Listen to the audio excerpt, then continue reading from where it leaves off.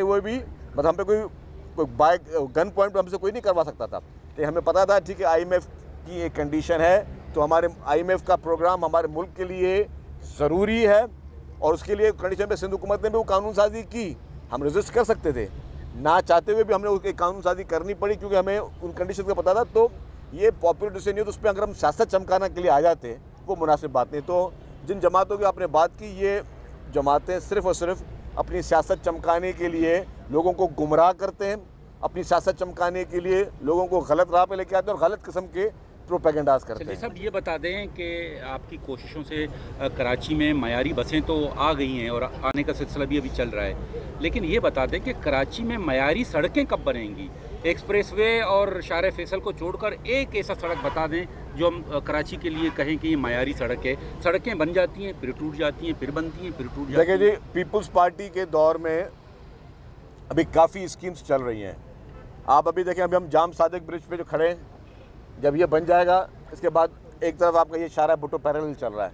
ये शारा भुट्टो इस वक्त कायदाबाद तक चल रहा है और इसके बाद जो है शारा भुट्टो ने जो है इसकी कनेक्टिविटी होनी है आपकी सुपर M9 तक। उसके बाद लिंक रोड, उस पर भी काम चल रहा है। उसके अलावा वाटर सप्लाई जो स्कीम अभी हब वाली, उस पर भी काम चल रहा है। सड़कों के जाल बिछ रहे हैं। शारा फैसल की वाइडनिंग जो है वो भी पाकिस्तान पीपल्स पार्टी की सिंध हुकूमत में हुई। आपके मनोड़ा वाले रोड जाके देख लें, सारे पीपल्स पार्टी दौर में बने। तो हज़ारों किलोमीटर की सड़कें सिंध भर में, कराची समेत, पाकिस्तान पीपल्स पार्टी की सिंध हुकूमत उस पर काम कर रही है। यस, चैलेंजेस हैं। चैलेंजेस जिस तरह ये हमने कहा कि कुछ सड़कें जो हैं वो सिंध हुकूमत के ज़मरे में आती हैं, कुछ सड़कें जो हैं वो KMC के ज़मरे में आती हैं, कुछ सड़कें जो हैं वो आपके DMCs और टाउन्स के ज़मरे में आती हैं। तो वहाँ पे चैलेंजेस, लेकिन मैं इसको एक्सक्यूज़ नहीं बोलता। अगर मैं एज हुकूमत में बैठ के बोलूँगी जी नहीं, ये टाउन की जिम्मेदारी है या फलानी की जिम्मेदारी, मैं ये नहीं कहूँगा। हमने उनको साथ कोऑर्डिनेशन करके सब चीज़ों को हल करना है। अगर लेट सपोज एक एरिया टेरिटरी टाउन की है या किसी और इदारे की है, तो ये हमारा फ़र्ज़ है कि हम उनसे बात करें, उनके बाद जाना पड़े हम उनसे जाएँ, उनको साथ मेज़ पर बिठाएँ और उन चीज़ों को हल करें और ये हल होंगे। मतलब कोशिश, डेफिनेटली चैलेंजेस हैं, कोशिश जो है। देखिए, कराची का सबसे बड़ा मसला क्या था? कराची का सबसे बड़ा मसला था कचरा। जो हुकूमत सिंध ने सॉलिड वेस्ट मैनेजमेंट को बिलियंस ऑफ रुपीस माहाना दे रही है, उससे कराची का कचरा उठना शुरू हो गया। वरना कराची अभी भी 100% नहीं होगा, कुछ लो लाइन एरियाज़ में कुछ प्रॉब्लम होंगे, लेकिन जो मेन आर्टरी जो कि कचरा कुंडियाँ नज़र आती थी, कचरों के पहाड़ बने हुए थे कराची में, वो हुकूमत ने जो है उसको रिजॉल्व किया। इसी तरीके से पानी की स्कीमों पे हुकूमत काम कर रही है, सड़कों पे स्कीमों पे हुकूमत काम कर रही है। तो जितनी ये सारी चीज़ें हैं वो हुकूमत की टॉप प्रायोरिटी पे हैं। इनके बाद आप आए अभी हैं तो सर जी ये फरमाए, दो मुख्तसर सवाल आते हैं। ज़ाहिर पीपल्स पार्टी एक जमहूरी जमात है, KP में नंबर्स गेम ना होने के बावजूद भी वो एक चेंज की बात कर रहे हैं, तो वो उसका इन्वॉल्व मतलब एक हिस्सा बनेगी पीपल्स पार्टी। दूसरी बात सर, ये एक दफ़ा फिर नए सूबों की इंतज़ामी यूनिट्स की बात एक जमात से आ रही है। कौन सी नाम भी ले लेना, MQM की तरफ से आ रही है, तो वो दोबारा क्या ये जो मूव चल रही है फिर इस बारे में? और सर लास्ट वन, इस हालिया बारिश सैलाब के बाद पंजाब के वजीर फिर नहरों और डैम की भी बात चल रही है। देखिए जी, पहली आपने बात की KP की हुकूमत की। मैं समझता हूँ कि KP की हुकूमत के बाद जितना भी मैंडेट है उसको काम करने देना चाहिए, ठीक है। और KP के हुकूमत में जो बड़े में बड़ी अपोजिशन है PTI की हुकूमत की, वो गंडापुर साहब खुद हैं और उनकी तर्ज हुक्मरानी है। तो इसलिए उधर किसी सॉलिड जो है वो अपोजिशन की ज़रूरत नहीं है। दूसरा सवाल आपने किया रिगार्डिंग इंतज़ामी यूनिट की, जी, वो फिर वही पॉलिटिकल पार्टी जिसके पास कोई मंजन बेचने के लिए नहीं है। आप मुझे बताएं, वो सारे रहनुमा बैठ के एक दफ्तर में तो मीटिंग कर नहीं सकते और माशाल्लाह एक दूसरे का इस्तकबाल किस तरह करते हैं। तो वो पॉलिटिकल पार्टी जो कि सियासी तौर पर ख़त्म हो चुकी है, वो डेफिनेटली अपनी सियासत उजागर करने के लिए वो समझते, लेकिन अभी तक उनकी मेंटलिटी चेंज नहीं हुई। कायद चेंज हो गया है लेकिन मेंटलिटी चेंज नहीं हुई, क्योंकि और यही उनकी बेवकूफ़ी है बहुत बड़ी। अगर वो पॉजिटिव सियासत करे आज भी मुत्तहदा, तो मैं समझता हूँ कि वो उनके लिए बेहतर हो जाएगा। लेकिन मेंटलिटी वही है कि यार कोई नफ़रत की बात करें हम, शायद नफ़रत की बात से हमें लोगों की हमदर्दी मिल जाए। कोई हम जो है ऐसी बात करें जिससे किसी के हम जज्बात को मजरू करें, फिर जवाब में हमें कोई हमारे लिए कोई ऐसी बात बोल दे, और जब कोई हमारे लिए बोलेगा तो फिर क्या होगा, तो फिर हमारे कुछ वोटर्स जो हैं शायद वो जाग जाएं। मैं इनको हमेशा कहता आया हूँ कि एमक्यूएम की बात को एक कान से सुनो, दूसरे कान से निकाल दो, इस तरह की बातों। हाँ, अगर सोशल इश्यूज़ पर एमक्यूएम बात करेगी, जो जेन्युइन इश्यूज़ हैं, हम उनकी बात सुनेंगे।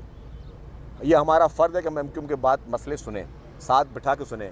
हम माजी में भी ताजी रहें। अगर कोई ऐसी बात एमक्यूएम करे जिससे हम समझते हों कि जी पब्लिक के इश्यूज़ हैं, तो हमें एमक्यूएम की बात को एड्रेस करना है। हमें हर एक की बात को, हमें जमात इस्लामी की बात को एड्रेस करना है, हमें हर पॉलिटिकल पार्टी की बात को एड्रेस करना है जो सोशल या पब्लिक की बात करे। लेकिन जहाँ पे आप ये करेंगे कि जी कोई नफ़रत अंगेज़ बात करनी हो, जहाँ पे कोई तासुब की बात करनी हो, कोई लिसानियत की बात करनी हो, तो मैं कहता हूँ एक उसका जवाब ना दें एग्रेसिव होकर, एक कान से सुने, दूसरे कान से निकाल दें, ताकि वो अपनी साजिश में कामयाब ना हो। ये उनकी वो साजिश ही होती है कि हम ऐसी कोई बात करें जिससे कोई इस तरह का जवाब मिले, जिससे हमको इस तरह की पंजाब के हाँ पंजाब, अच्छा पंजाब के वज़ीर साहब जो कह रहे हैं वो भी वही बात है कि वो उनकी ख्वाहिश की जो है हक तलफी हो, उसको पाकिस्तान पीपल्स पार्टी कबूल नहीं करेगी। सर ये बताएं सर, क्या हो रहा है? एक सवाल है सर, अभी मीटिंग का मामला उठा था, आपने मीटिंगें भी की, बहुत सारे इस पर इजलास भी हुए, लेकिन अभी तक इस पर क्या एक्शन हो पाया? कौन सी? देखा जी लियारी बिल्डिंग, देखिए जी बिल्डिंग की कानून साजी की ज़रूरत ही नहीं है, कानून ऑलरेडी मौजूद है। बिल्डिंग कंट्रोल अथॉरिटी के लिए कवानीन ऑलरेडी मौजूद हैं। जो बिल्डिंग गिरी, उस बिल्डिंग का नक्शा ही मंजूर नहीं था। जब बाद में इंक्वायरी हुई, कमिश्नर साहब ने इंक्वायरी की और नक्शा उसका मंजूर नहीं था, और वो गैर कानूनी तौर पे बनी हुई बिल्डिंग थी। और डेफिनेटली 80s के दौर में शायद वो बिल्डिंग बनी है। 80s के दौर में मैं ये भी इल्ज़ाम नहीं लगाऊंगा कि भाई उस वक्त किसकी हुकूमत थी और क्या था, लेकिन जो भी लोग ऑफिसर्स वहाँ मौजूद थे उनकी ज़िम्मेदारी ज़रूर थी, चाहे वो 80s में हो, चाहे वो 2025 में हो।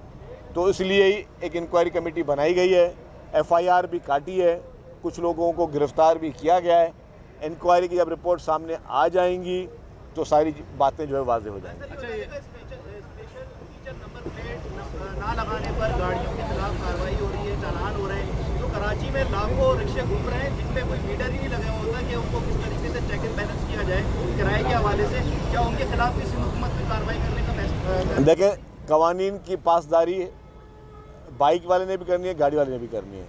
जहाँ पे इस तरह की वायलेशन है वहाँ पे डेफिनेटली ट्रैफिक पुलिस उसको एक्शन लेगी। अदा सर ये बताएं कि BRT जो रेल लाइन है उसके हाल से लोग ये पूछ रहे हैं कि कब बनेगी, आखिर तारीख पे तारीख तो मिल रही है। दूसरा पड़ोसी मुल्क में जो है वो 2 किलोमीटर समंदर में बना ली गई है, और अच्छा। इस्लामाबाद में 42 दिन में अंडरपास बन जाता है, लेकिन हमारे यहाँ अभी तक जो है अच्छा भाई, रेड लाइन BRT के बारे में मैं पहले भी अपने सारे दोस्तों को बता चुका हूँ। अगर आप दोबारा सुनना चाहते हैं मैं दोबारा बताने के तैयार हूँ। रेड लाइन BRT में एक सीरीज़ ऑफ इश्यूज़ थे। जब रेड लाइन BRT का काम दिया गया था तब डॉलर का रेट 175 रुपये था, आज डॉलर का रेट 285 से ऊपर पहुंच चुका है। पहले डेपोज़ के इशू थे, डेपोज़ की पोजीशन का इशू था, फिर सिविल एविएशन के कुछ इशूज़ हो गए, फिर कार शोरूम वालों ने अपने एक्शंस किए, फिर जो कॉन्ट्रैक्टर्स थे उन्होंने अपनी डिमांड्स की कि जी हमारे रेट्स बढ़ाए जाएँ, क्योंकि अब सीमेंट का रेट बढ़ चुका है, अब सरिये का रेट बढ़ चुका है। फिर जो इशू ये था कि अभी एक और इशू जो वो भी एक इम्पॉर्टेंट है कि वाटर बोर्ड ने जो है K4 की ऑगमेंटेशन के लिए वहाँ पे 96 इंच की पाइपलाइन लगानी है। तो अगर आज हम वो रोड बना देते हैं और फिर जब वाटर बोर्ड वहाँ तक पहुँचेगा फिर हम वो रोड फिर खोदें कि अब 96 इंच की जो है वो 2.5-3 किलोमीटर की लाइन लगानी है, तो फिर क्या होगा? जो बाकी जो आप लोग शिकायत है, तो वो सारी चीज़ों को मद्देनज़र रखते हुए इस चीज़ को देखा गया है। और ये मैं आपको बता दूं कि कोई 1% भी सुस्ती बदनीयती नहीं है। जितने भी मतलब सूरत हाल को देख कर करें। अब जो रेट्स बढ़ रहे हैं, आपका सवाल थोड़ा अच्छा है, मैं बता दूं, जब रेट्स बढ़े हैं, सरिया महंगा हुआ है, सीमेंट महंगा हुआ है, डॉलर महंगा हुआ है, जो चीज़ें इम्पोर्टेड है क्योंकि इसमें पूरी स्टेशंस बनने हैं, वहाँ से मशीनरी आनी है।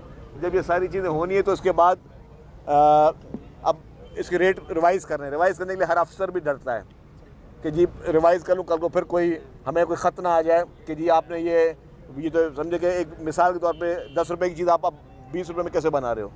तो ये सारी चीज़ें और ये सारे इश्यूज जो है ना, ये सारे उसके लिए। अच्छा ये बताइए कि पाकिस्तान की एहतिजाजी सियासत में बच्चे इंपोर्ट हो रहे हैं, इमरान खान के साहबजादे कासिम और सुलेमान यहाँ पर आने वाले हैं, इस सियासत और PTI के अगले एहतिजाज के मसले पर क्या कहेंगे? देखिए जी, अगर इमरान खान साहब के बच्चे आना चाहते हैं तो मेरे ख्याल से उनको ज़रूर आना चाहिए। अगर इमरान खान साहब के बच्चे जो है अपने वालिद साहब से मिलना चाहते हैं तो उनको ज़रूर मिलना चाहिए।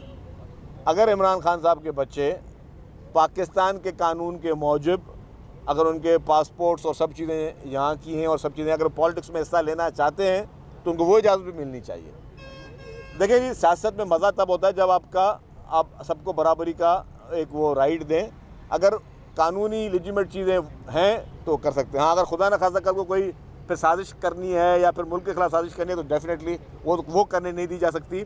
अगर उन्होंने यह सियासत करनी है, पुरअमन तरीके से सियासत करनी है, अपने बाप जैसी सियासत नहीं करनी है कि मुल्कों को इंतशार और जो है इदारों के खिलाफ साजिशें और पूरी इंटरनेशनल कम्युनिटी को इन्वॉल्व करना, लॉबी शायर करके पाकिस्तानी इदारों पर हमले करना और 9 में जैसे ही हरकतें अगर इमरान खान की तरह गारा डेफिनेटली वो इजाज़त नहीं दी जा सकती। बाकी एक बाप को अपने बच्चों से मिलने का पूरा इख्तियार है। अच्छा ये बताइएगा कि आपने जो है EV बसें बहुत सारी बसें चाइना से ला रहे हैं, लेकिन यहाँ असेंबल क्यों नहीं हो रही? हमारा इतना कसीर सरमाया जो है बाहर चला जाता है, हमें सरमाए की ज़रूरत पड़ती है। तो यहाँ आप विजिट भी करके आए थे, आप बोले थे यहाँ कम। आपने मेरी दुखती रख पे हाथ रख लिया भाई। यही मेरी कोशिश है। मेरी दुनिया की सबसे बड़ी कंपनी यूटोंग, उनसे हमारा MOU भी साइन हुआ है। उनको हमने कहा है कि जब आप आएँ यहाँ पे मैन्युफैक्चरिंग प्लांट लगाएं। अभी हम चाइना गए थे, मैं और नासिर शाह साहब, वहाँ पे चेरी कंपनी को भी हमने दावत दी है। और मुझे कल एक किसी निजी दावत में कोई ऑफिशियल चाइनीज़ के मिले, उन्होंने कहा कि जी आपकी दावत पर चेरी कंपनी के जो CEO हैं और वो गवर्नमेंट की भी एक बड़ी पोजीशन पे वो पाकिस्तान आने का प्लान कर रहे हैं। मुझे कल ही रात को ही पता चला, तो अच्छी बात है। तो हम ये चाहते हैं कि जितनी भी इंटरनेशनल मैन्युफैक्चरिंग कंपनी है वो पाकिस्तान में आए ताकि यहाँ के नौजवानों को रोज़गार मिले, ताकि यहाँ से का ज़रिए मुबादला बचे और यहाँ से हम एक्सपोर्ट करने की पोजीशन में। देखें जी, सरकारी नौकरियों पे जो लोग इंतज़ार डिपेंड करते हैं ना, वो चीज़ें वो कभी ना मुल्क कभी कामयाब होते हैं ना कभी सोसाइटी कामयाब होती है। हमें यहाँ पे इंडस्ट्रियाँ लगानी हैं पूरे पाकिस्तान में, चाहे वो खैबर पख्तूनख्वा में लगे, बलूचिस्तान में लगे, पंजाब में लगे, सिंध में लगे। जितनी हम इंडस्ट्री लगाएंगे तो हमारे नौजवान को एक राह मिलेगी, उनको टैलेंट मिलेगा। आजकल दौर टेक्नोलॉजी का है, हमें AI में भी काम करना है, उसमें भी आगे लेके चलना है। हमें नौजवानों को अपॉर्चुनिटीज़ देनी है और ये हुकूमतों का फ़र्ज़ है। तो मैं समझता हूँ कि इसको एज ए प्राइम रिस्पॉन्सिबिलिटी समझ के हमें इन सब चीज़ों को देना है। SBCA में 7 डेवलपमेंट अथॉरिटी के अफसरान और एहलकार लगा दिए गए 2 से 18 ग्रेड। सुप्रीम कोर्ट की डेपुटेशन पर पाबंदी, क्या कहेंगे सर? देखिए जी, अगर कोई इंतज़ामी फ़ैसला किया तो सोच समझ के किया होगा। SBCA ने अभी रिसेंटली कोई फ़ैसला किया इंतज़ामी तौर पे तो सोच समझ के किया होगा और एक अच्छी नीयत से कोई भी फ़ैसला हो ना। और ये जो पाबंदियाँ डेपुटेशन पे, इस पर भी मेरा बहुत बड़ा सवाल है और मैं पे कोई अभी सख्त बात नहीं करना चाहता, लेकिन हर महकमे में ज़रूरत पड़ने पे डेपुटेशन होती है। अदालतों में भी हुई हैं डेपुटेशन। अदालतों में भी जो रजिस्ट्रार साहिबान आते हैं वो मुख्तलिफ महकमों से आते हैं। तो डेफिनेटली अगर कोई महकमा अपने इंतज़ामी तौर पर किसी भी अफसर को लेके आता है तो उसमें कोई बुरी बात नहीं है। शर्जील साहब, जब भी जाम सादिक का नाम आता है तो जाम सादिक का नाम लेते ही ये जाम सादिक की जो पाकिस्तान पीपल्स पार्टी के खुद सदर पाकिस्तान को पहली मरतबा जाम सादिक के दौर में गिरफ्तार किया गया और जितनी इंतकामी कार्रवाई जाम सादिक के दौर में पीपल्स पार्टी के खिलाफ हुई, तो फिर इस पुल का नाम दोबारा आप जाम सादिक रखेंगे? यानी आप उन जख्मों को दोबारा जिंदा करना चाहते हैं जो पीपल्स पार्टी पर लगाए गए? देखिए जी, आपका सवाल ठीक है अरबाब साहब, इसको हम कंसीडर करेंगे आपकी रिक्वेस्ट को कि इसका नाम जो है कोई चेंज कर दिया जाए। कौन क्या नाम रखेंगे? किसी जियाले मुझे का नाम? आप अपना नाम सोच रहे हैं लेकिन आप कोई भी नाम रखा सकता है। Thank you. क्या नाम रखेंगे? शख्सा वफा की जानिब से यूटिल स्टोर बंद किए जा रहे हैं। कराची में जो है 22 से ज़्यादा यूटिल स्टोर बंद किए